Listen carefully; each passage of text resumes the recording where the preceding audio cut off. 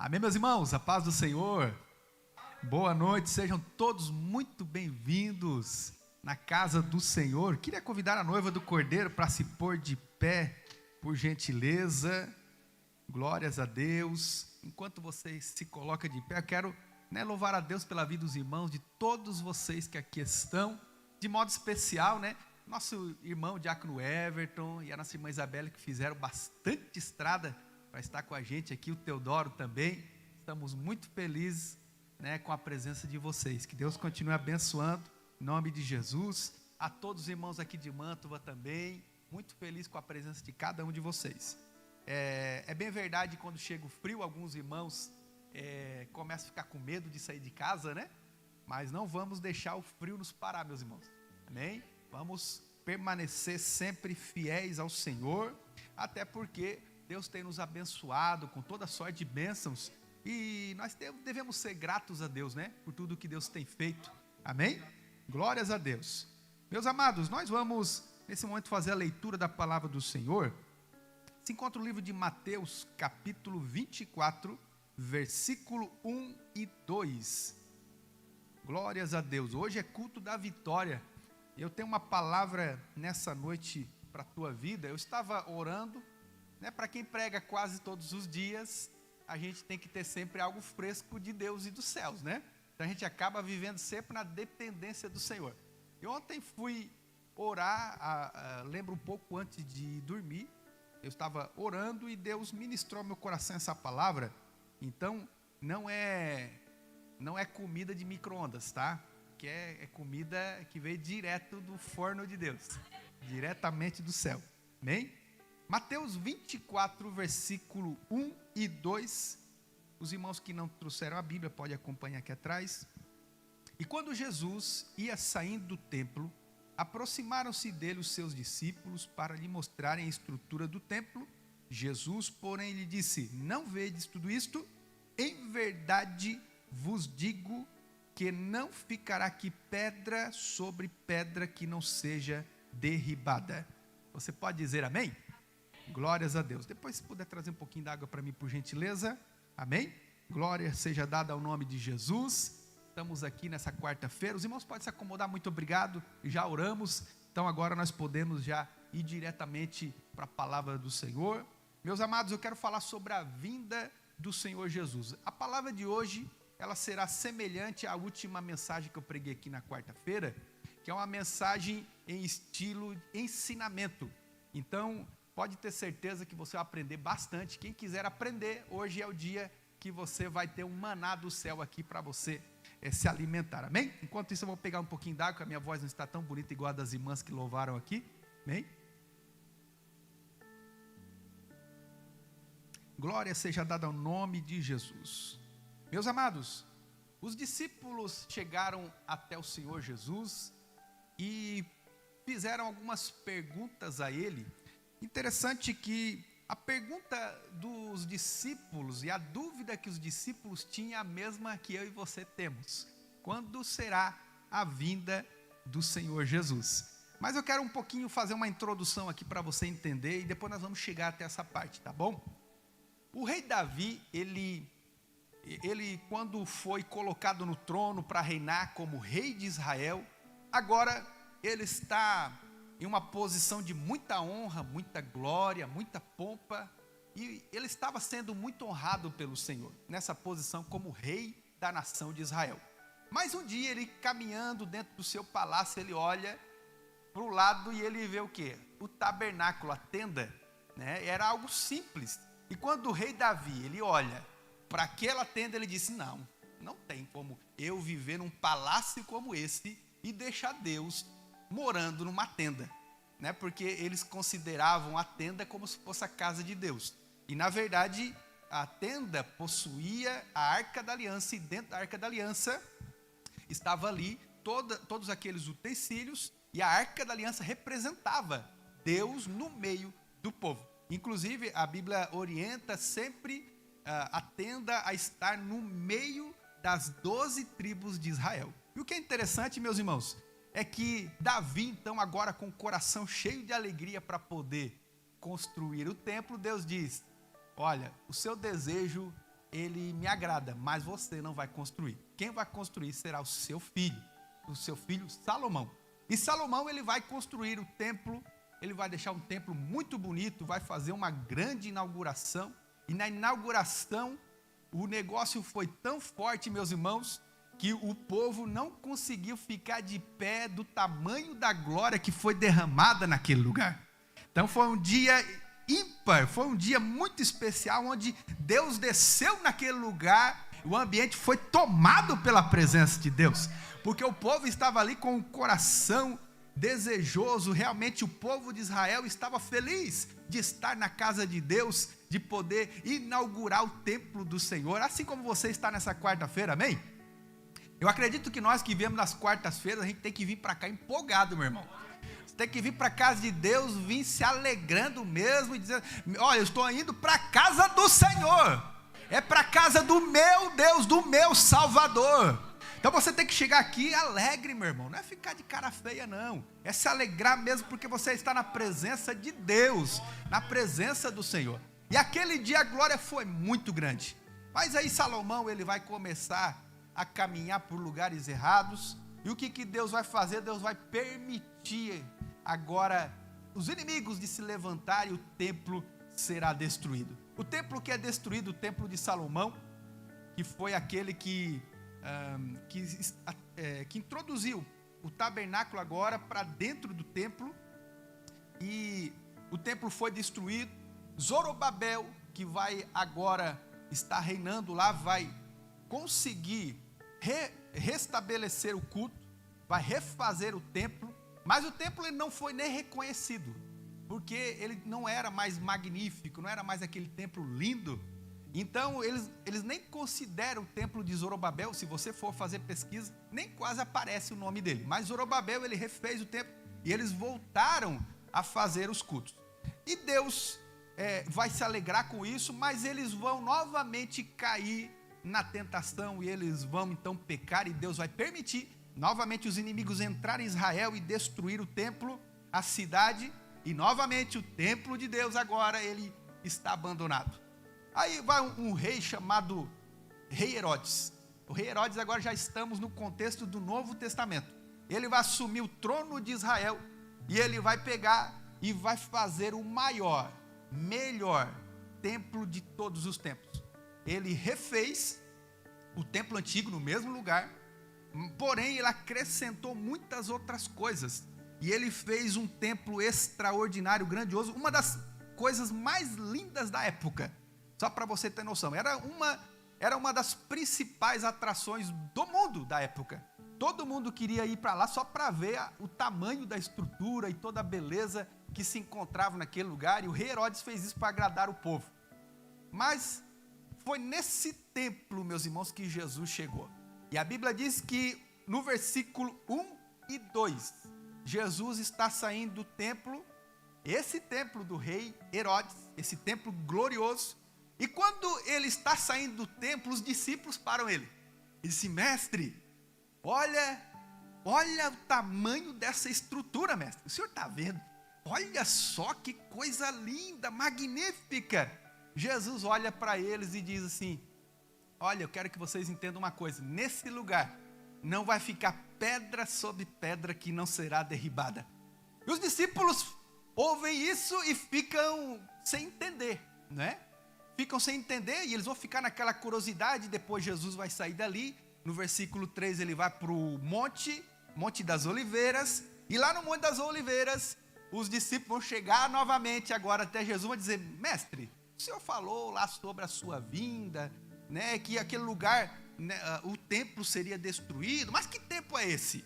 Então é exatamente nesse momento que Jesus vai começar a abrir o mundo espiritual e a falar de coisas proféticas relacionadas aos fins dos tempos. E quem é que não gosta de saber o futuro, né? Como seria bom se a gente soubesse quando seria a vinda de Jesus. Não é verdade, pastor Adriano? Não é verdade, evangelista Santino? Igreja do Senhor, seria bom ou não? Não é você saber, olha, no ano de 2025, no mês de agosto, no dia 30, Jesus virá. Meu irmão, lá para o início do mês de dezembro, iria começar o pessoal a fazer campanha de oração, de jejum, de consagração. O povo ia subir monte, ia começar a vender casa, vender carro. Mas, infelizmente, não foi dito isso. Por quê? Porque ele queria que a gente fosse fiel a ele, sem saber o tempo, sem saber a hora, sem saber o instante que Jesus viria. Amém? Eu e você não devemos servir ao Senhor com medo. Eu e você devemos servir ao Senhor por gratidão a Ele. Amém? Não é por aquilo que Jesus irá fazer, mas é por aquilo que Ele já fez. E nós, como gratidão, nós viemos e fizemos a obra do Senhor. Nós servimos a Deus não só na igreja, servimos a Deus na nossa casa, no trabalho, na escola. Aonde nós passamos, nós somos a luz desse mundo e o sal da terra. Glória a Deus. Eu estava falando com o irmão Elias e a nossa irmã Valdiceia, enquanto nós estávamos indo para Vicenza, que infelizmente a grande maioria, o que eu vou falar agora talvez não vai alegrar você, mas é uma realidade, que infelizmente a grande maioria dos irmãos, isso eu falo do contexto geral de todo mundo, eles vivem de segunda a sábado como se não conhecesse a Deus, e no domingo, então agora eles colocam aquela veste de crente, começa agora a mudar o palavreado, começa a mudar o comportamento e vai para a igreja e parece aquela pessoa santa, né? E meus irmãos, não deve ser assim. O crente tem que ser crente de segunda a segunda, amém? É no seu levantar, o seu caminhar, o seu proceder, o nosso dia a dia tem que ser na presença de Deus. Glórias a Deus. Não é só no culto, meu irmão. É por isso que às vezes o culto é pesado. É por isso que às vezes a gente não sente a presença de Deus. Não é que Deus esqueceu de você. Não é que Deus não ama você e ama mais o seu irmão. Não, é muito pelo contrário. Deus ama a todos igual. De forma igual Ele ama a todos. Ele deseja se revelar a todos. Mas somos nós que muitas das vezes nos distanciamos de Deus. E Deus às vezes fica impedido de operar nas nossas vidas e através de nós. Amém? Então, nós precisamos realmente servir ao Senhor Jesus como se Ele viesse todos os dias. Esse é o segredo. É falar assim, não, eu vou levantar hoje, Deus, obrigado. Obrigado pelo dia, obrigado pela minha família, obrigado pela saúde, obrigado pelo meu trabalho. Deus, eu vou te servir hoje como se o Senhor viesse hoje. Mas se o Senhor não vir, valeu a pena ser fiel a Ti. Você está entendendo? Esse deve ser o nosso sentimento cotidianamente. Glórias a Deus. Agora, quando foi que se cumpriu de modo preciso, de modo exato, essa profecia de Jesus, quando Ele disse, não ficará aqui, vocês estão vendo, discípulos, esse grandioso templo, não ficará pedra sobre pedra. Ele não estava falando, não era uma profecia mundial, mas era uma profecia localizada de modo específico para o templo de Israel, que se encontrava em Jerusalém, e foi no ano 70, que o general Tito romano, ele entra na cidade, ele arromba os portões da cidade, ele entra lá em Israel e ele destrói a cidade, ele destrói o templo e ele arranca até as pedras do templo. E foi então naquele momento que se cumpriu de modo perfeito a profecia de Jesus. Você sabia disso? Então, meus irmãos, ali se cumpriu a primeira parte da profecia. Mas o interessante é que quando chega no versículo 3, os discípulos vão fazer 3 perguntas. E Jesus vai responder. Versículo 3 está escrito o seguinte: e estando eles no Monte das Oliveiras, chegaram-se a eles os seus discípulos em particular, dizendo, primeiro, dize-nos, quando serão essas coisas? E que sinal haverá da tua vinda? E também, agora em terceiro lugar, e também do fim do mundo. Então, os discípulos vão fazer 3 perguntas curiosas, que se eu e você estivéssemos lá, a gente ia fazer também. Todo crente curioso iria fazer isso, todo crente que ama a Deus, né? Porque todo crente que ama a Deus, ele tem desejo de estar com Deus. E olha só, meus irmãos, Jesus ele vai começar a falar então de vários sinais. Jesus vai dizer, olha, os sinais que precedem a minha vinda surgirão muitos falsos profetas, falsos cristos, falsos doutores, falsos irmãos. Vai se levantar irmão contra irmão, pai contra filho, filho contra pai, vai acontecer guerras, rumores de guerra, vocês vão ver muita destruição na terra, mas não é ainda o fim. E é interessante que ele vai dizer que vai surgirem pestes, né, que nesse caso entra a pandemia no meio, e ele vai dizer que tudo isso são sinais que precedem a vinda dele. E o que é mais interessante se encontra no versículo 32. Versículo 32, o Senhor Jesus ele vai falar de algo interessante. Aqui ele vai abrir mesmo o leque para dizer qual é o período.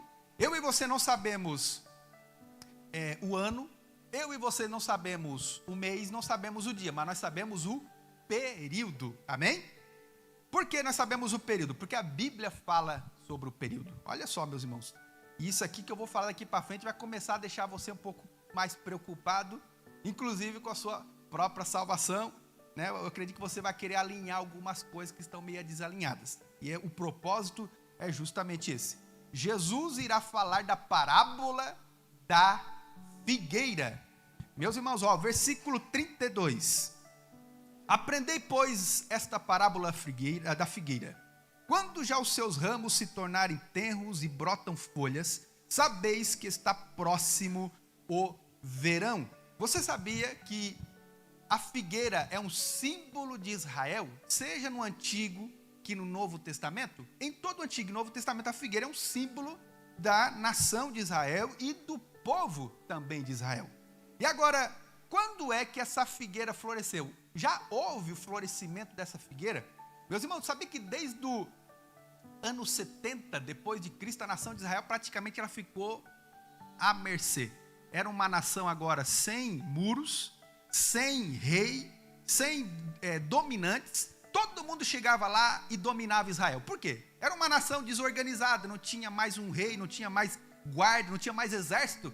Foi uma nação que ficou passando de mão em mão.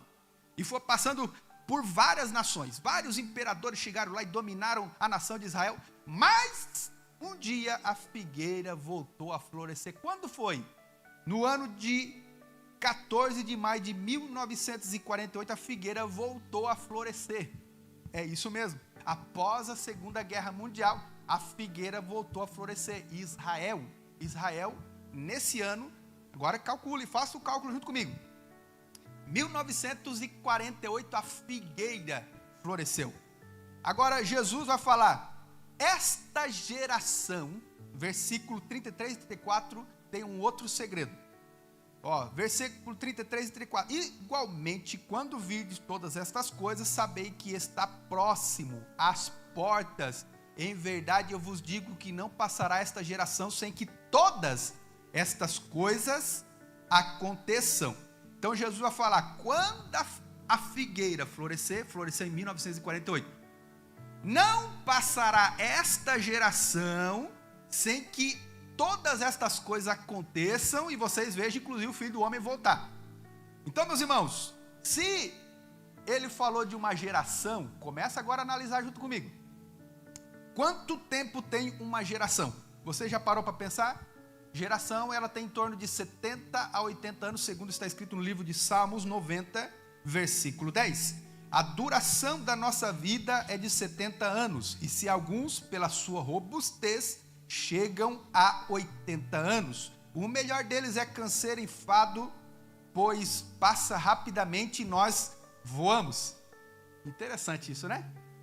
Muito interessante. Então, entendendo agora e fazendo uns cálculos aqui, nós podemos entender se nós, agora eu vou ser muito claro em minhas palavras para você não me interpretar mal, me chamar de herege, de falso profeta e qualquer outra coisa. Ó, segundo os nossos cálculos, provavelmente, agora eu quero falar, provavelmente, pode ser que sim, pode ser que não, mas segundo as palavras de Jesus, se ele não mentir, eu sei que ele não mente, e se nós estivermos interpretando do jeito certo essa profecia, e esse é um assunto que eu amo, então é um assunto que eu estudo e gosto de estudar, Jesus, antes de 2030, ele vai voltar. Aí eu não sei se você vai se alegrar ou não, tem alguns irmãos que estão fazendo cálculo, não pastor, mas daqui 20 anos eu quero comprar a minha casa nova. Aí eu sei que tem algumas pessoas que vão ficar tristes, mas eu vou ficar feliz com a vinda de Jesus. E o apóstolo Paulo vai dizer que a gente tem que pregar a vinda de Jesus, e não devemos perder a esperança da vinda de Jesus. Meus irmãos, se os nossos cálculos estiverem corretos, eu não vou citar, né, eu fiz os cálculos aqui, e eu já percebi que 77 anos passaram. E ele falou, não vai passar uma geração é no máximo 80. Então agora entenda que provavelmente até 2030 Jesus vai, buscar a sua igreja. Amém? Glória a Deus. Pastor, mas eu estava fazendo tantos planos. Meu irmão, continua fazendo planos, projetos. Se Jesus não voltar, aí você vai parar então de fazer planos, Essa aqui, naturalmente, que é uma interpretação. Eu posso estar errado, tá bom? Posso estar errado. Mas tudo indica que sim, que Jesus está muito perto. E meus irmãos, os sinais estão dizendo que Jesus está voltando.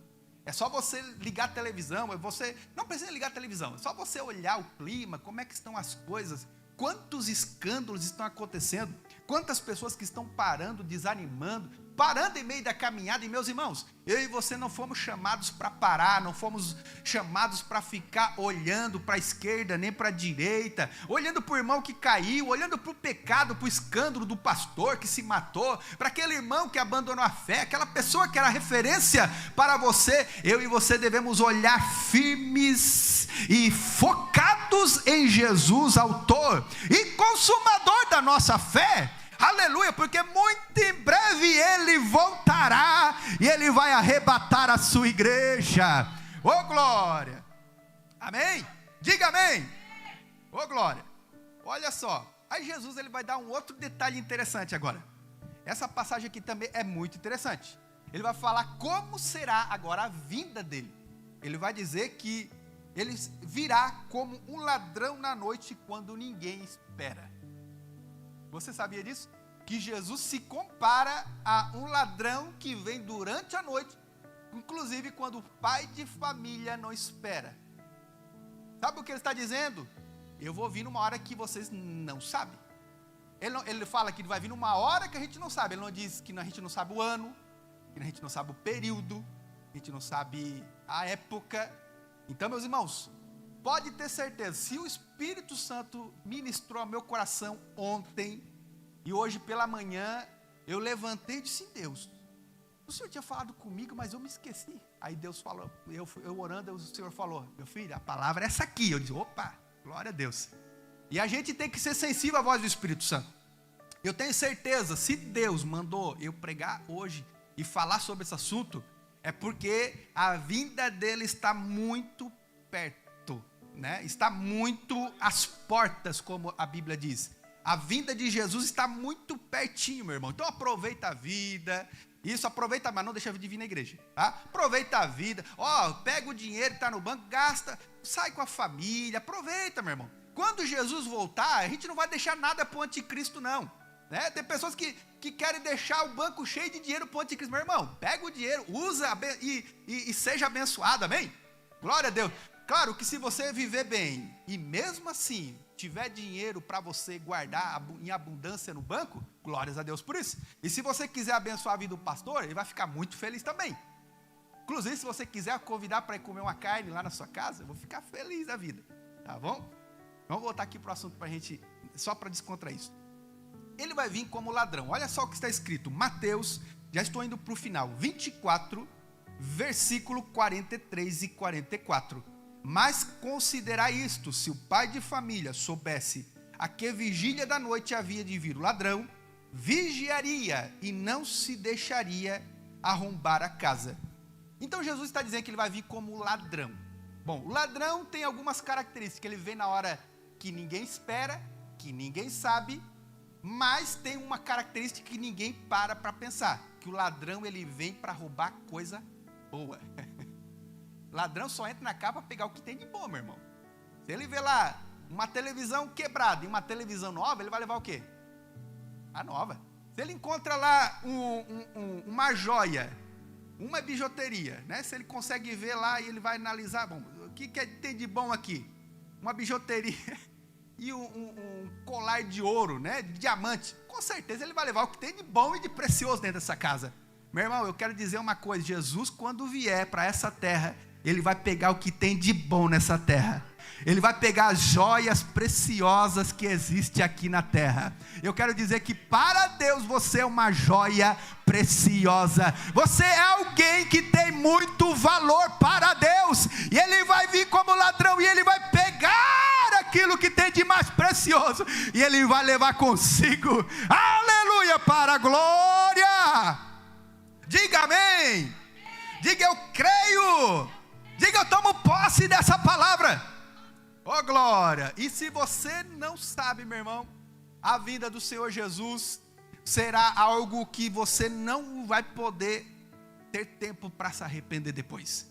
Ou seja, nós entendemos, segundo a palavra do Senhor, que Jesus virá e arrebata a igreja, mas após o arrebatamento não tem tempo para você dizer assim: oh Senhor Jesus, estava sendo pregado tanto tempo que o Senhor viria arrebatar a igreja, mas agora eu vi que o Senhor arrebatou mesmo, então agora eu me arrependo. Aí, meu irmão, não vai ser tempo de arrependimento, vai ser tempo de sofrimento.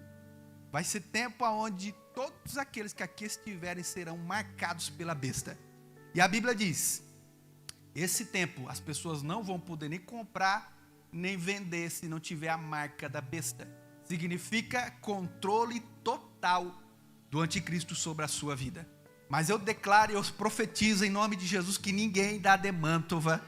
Eu declaro em nome de Jesus que ninguém vai ficar para trás. Que quando a trombeta soar, a igreja vai subir inteira. A sua família vai subir inteira. Ninguém vai ficar para trás. Em nome de Jesus. Diga amém. Diga amém. Oh glória. Aleluia. No versículo 44 ele vai agora chamar atenção. Ele vai dizer: olha, por isso estáis vós apercebidos também, porque o Filho do Homem há de vir em uma hora que não penseis. Ou seja, precisamos manter a santidade, o amor, a fidelidade, honrando a Deus com a nossa vida, com a nossa casa, com a nossa família, porque quando a gente menos esperar, Jesus ele vai voltar.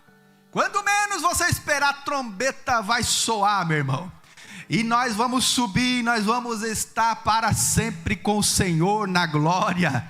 Aleluia! E tudo vai ficar para trás, vai ser um novo tempo agora, na presença de Deus, nova casa, aleluia, você vai viver para sempre com o Senhor, Ele vai enxugar todas as tuas lágrimas, será um tempo de reencontro, você verá as pessoas que morreram, os seus entes queridos, você vai encontrar eles lá em cima, e vai ser um momento de família, você vai novamente estar em família, nós vamos estar como verdadeiros filhos de Deus, diante da presença do nosso Pai, será um momento de glória, de honra, de felicidade, e o nome do Senhor será glorificado eternamente. Você diz amém?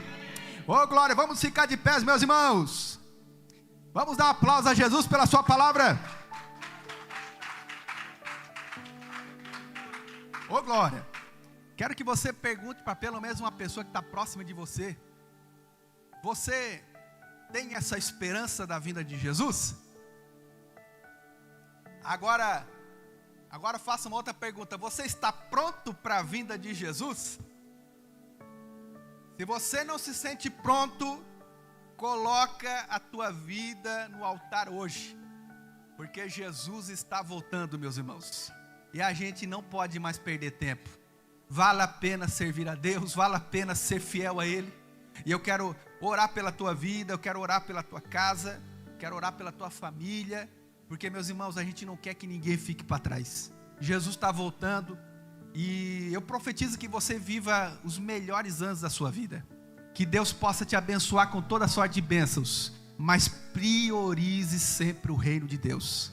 Não deixe que nada corrompa o seu coração, nem bens materiais, nem honra, nada roube o seu coração e a sua fidelidade a Deus. Não deixe que nada, nem reconhecimento, nem posição, possa roubar a glória que é só do Senhor, amém? E tudo que Deus te der, meu irmão, diga: foi Deus quem me deu, foi Deus quem me deu. Assim como Jacó, estava lendo esses dias na minha casa, Jacó estava fugindo do seu irmão de perseguição, fugindo e estava sendo até mesmo ameaçado de morte, mas quando ele encontra o seu irmão, depois ele dar uma oferta para tentar acalmar o coração do irmão dele, aí o irmão de Jacó, né, o Esaú, vai perguntar: quem são essas pessoas que estão junto com você? Ele olhou para Esaú e disse: estas são as pessoas que Deus me agraciou, são os meus filhos,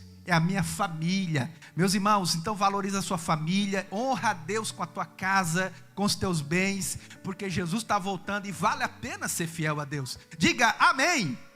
Diga: eu e a minha casa serviremos ao Senhor, serviremos ao Senhor, serviremos ao Senhor.